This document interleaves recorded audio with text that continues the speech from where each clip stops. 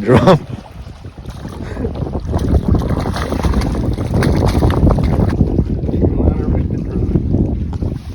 Hey guys, welcome back. I feel like it's been forever since I put together a video, and the last video that I put together was a video of me preparing to fish Pickwick, which is a TVA system. And so if you haven't seen that video, check that out. I just kind of do a brief overview on how I use Google Earth and Google and Web Navionics to prepare for a fishing trip.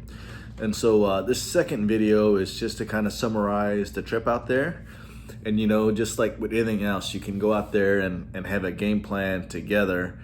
And when you get out there, the game plans could change. And so it changed for us because, you know, we had really high, steady winds out there. I want to say the wind was probably blowing between, I don't know, 20 to 25 miles per hour consistently out on the lake. And with TVAs, you know, there's a main lake, which is the big river system. And I felt like one side of the bank, we couldn't even fish. Anytime I tried to go over there, I mean, I could barely drive the boat because of the waves. It was like white capping out there.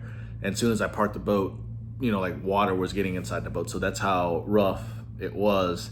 And so I was basically limited to fishing only one side of the lake because that side of the lake was blocked by the winds. And so the main pattern that we were running was fishing bluff walls. And so with these bluff walls on Pickwick Lake, it also actually had a lot of laydowns.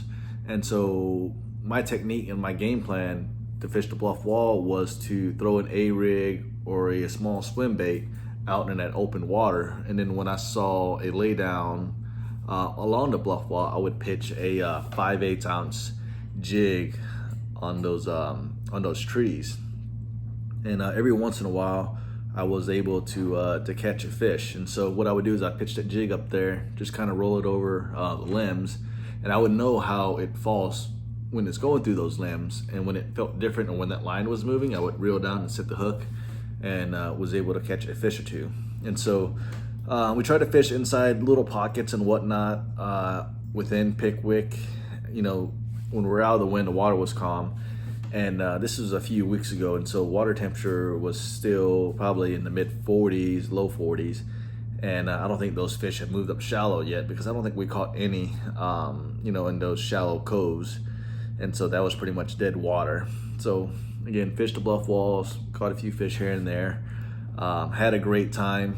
We stayed out at the state park out there and got a little cabin, which was pretty cool. The place was a lot bigger than we needed. But I liked it because I can pull the boat there and ran a big long extension cord out to the boat so they could be charged.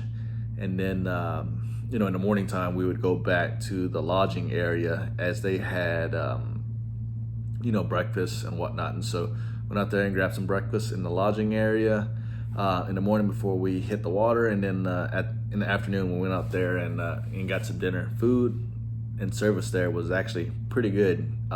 If you've been out here recently, I just feel like any restaurant you go to, everybody's short staffed and the food's just mediocre. And I feel like the service industry has been really struggling. So it was kind of nice and refreshing to go to a place and get great service. And food was good. It was super convenient as it was inside the Pickwick State Park area. And so we didn't have to haul the boat with us to a restaurant, worry about our gear and whatnot. Overall, great trip. The boat cover that I had on the boat worked out great for travel. I put in a lock bar to lock up the rod boxes and my tackle storage area. So you know, I put that on at night and felt confident that nobody would get into it, especially inside of a state park. You know, it wasn't like we're in a busy area, and I felt like the people inside the state park would have you know, respected our materials. And so it all worked out great. And so that was cool to be able to fish Pickwick. I thought about fishing Wheeler and Wilson also on the TVA chain, but after fishing Gunnersville and Pickwick, I'm not sure how many of those lakes I would hit. They just fish a lot different than what I'm used to. You know, it's just a big river system, and those fish kind of set up around current, and just not used to fishing that. And yeah, just used to Percy Priest and like fishing places like that. And speaking of a place like Percy Priest is Center Hill. I went out there with a buddy not too long ago. It's more of a highland reservoir, so you got a lot of deeper, steep banks, but that lake is huge, super clear, and really enjoyed fishing Center Hill with Matt, and hopefully I can put a video together about that trip soon, and so I have to stay tuned for that. But I'm trying to think of anything else that I have going on for this trip. As you can see, Arrow here had a good time. At times he got a little tired, so he's taking a little rest here on the back deck.